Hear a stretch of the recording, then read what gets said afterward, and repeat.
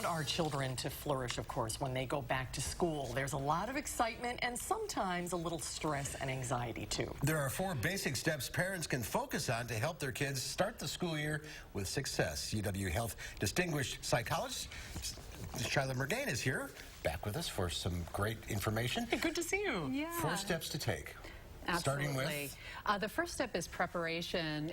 I would really encourage families to start getting their kids on a regular sleep schedule. Easier said than done, Exactly. but it's important. Yeah, getting all those back to school supplies, involving kids in thinking about meal prep, so what lunches they want, getting all the important dates, those early releases in the family calendar, and making sure you have all the important numbers and all the cell phones at a place that are easily accessible in case an emergency comes up. They always say fortune favors a prepared mind, so we want these kiddos to be really prepared to start the school year off right. Now, you always liked the first day of school. I always loved it. You always dreaded it, right? Yep. So if you have a kid who's feeling a little stressful or anxious, what are some of your ideas to prepare for that? Maybe do a little role playing?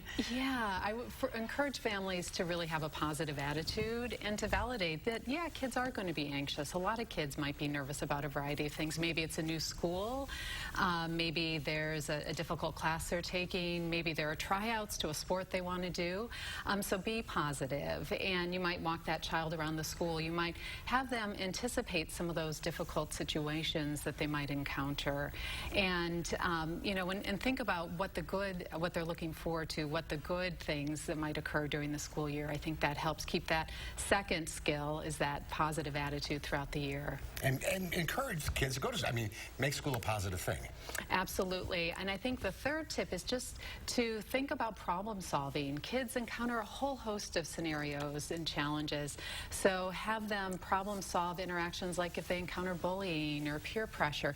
Think ahead of time. How might you deal with it? And then have the child come up with their own ideas or solutions. If they can't, you could think about you generating some ideas and have your child think about which ones they might do in those difficult situations. And it's a great time when you're role-playing and problem-solving to really reinforce family rules and expectations and that code that we want to live with and live by as a family, and your children as well. And what is your 4th tip for success? Yeah, my 4th tip is to be present.